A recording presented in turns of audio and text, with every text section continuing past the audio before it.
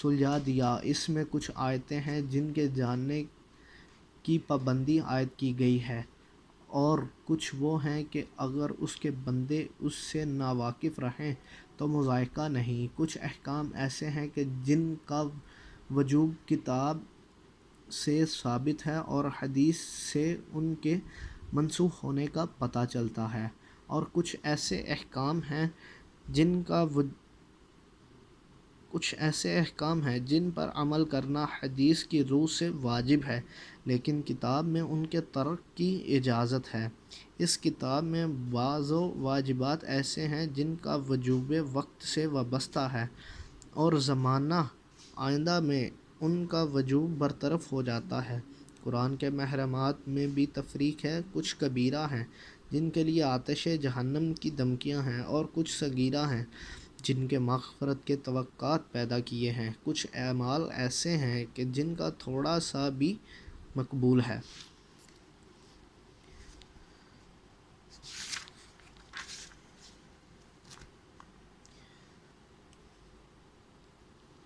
اور زیادہ سے زیادہ اضافے کی گنجائش رکھی۔ اسی خطبہ میں حج کے سلسلہ میں فرمایا، اللہ نے اپنے گھر کا حج تم پر واجب کیا، جسے لوگوں کا قبلہ بنایا ہے، جہاں لوگ اس کی طرح کھینچ کر آتے ہیں، جس طرح پیاسے حیوان پانی کی طرف اور اس کی وارفتگی سے بڑھتے ہیں، جس طرح کبوتر اپنے آشیانوں کی جانب۔ اللہ جل شانہ نے اس کو اپنی عظمت کے سامنے اتنی فروتنی و عاجزی اور اپنی عزت کے اعتراف کا نشانہ بنایا، اور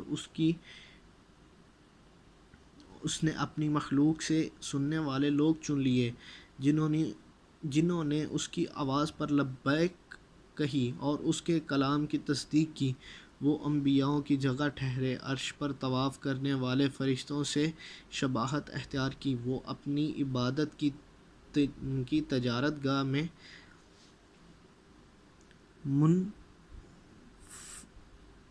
منفقتوں کو سمیٹتے ہیں، اور اس کی وعدہ گاہ مغفرت کی طرف بڑھتے ہیں۔ اللہ سبحانہ نے اس گھر کو اسلام کا نشان پناہ چاہنے والوں کے لیے حرم بنایا، اس کا حج فرض اور ادائیگی حق کو واجب کیا ہے، اور اس کی طرف راہ نور دی فرض کر دی۔ چنانچہ اللہ تعالیٰ نے قرآن میں فرمایا، اللہ کا واجب الادا حق لوگوں پر یہ ہے کہ وہ خانہ کعبہ کا حج کریں جنہیں وہاں تک پہنچنے کی استطاعت ہو، اور جس نے کفر کیا تو جان لے کہ اللہ سارے جہانوں سے بے نیاز ہے۔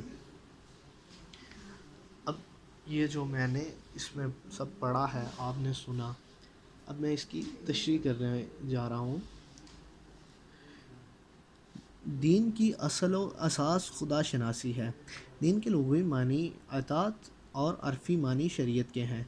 یہاں ہوا لفظی معنی مراد لیے جائیں یا عرفی، دونوں صورتوں میں اگر ذہن کسی معبود کی تصور سے خالی ہو تو نہ اطاعت کا سوال پیدا ہوتا ہے اور نہ کسی آئین کی پابندی، کیونکہ جب کوئی منزل ہی سامنے نہ ہوگی تو منزل کے رخ پر بڑھنے کا کیا معنی، اور جب کوئی مقصد ہی پیش نظر نہ ہوگا تو اس کے لیے تگ و دو کرنے کا مطلب۔ البتہ جب انسان کی عقل و فطرت کا سرشتہ کسی مفوق الفطرت طاقت سے جوڑ دیتی ہے تو اس کا ذوق پر ستاری اور جذبہ عبودیت اس کے کسی معبود کے آگے سر جھکا دیتا ہے، تو وہ منمانی کر گزرنے کی بجائے اپنی زندگی کو مختلف قسم کی پابندیوں میں جکڑا ہوا محسوس کرتا ہے، اور انہی پابندیوں کا نام دین ہے، جس کا نقطہ آغاز صافے کی معرفت اور اس کی ہستی کا اعتراف ہے۔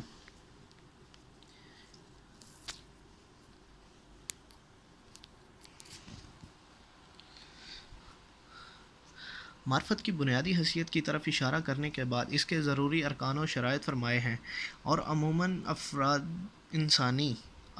انسانی جن کی ناقص مراتب ادراک کو اپنی منزل آخر بنا کر قانع ہو جاتے ہیں، ان کے ناکافی ہونے کا اظہار فرمایا ہے۔ اور اس کا پہلا درجہ یہ ہے کہ فطرت کے وجدانی احساس اور ضمیر کی رہنمائی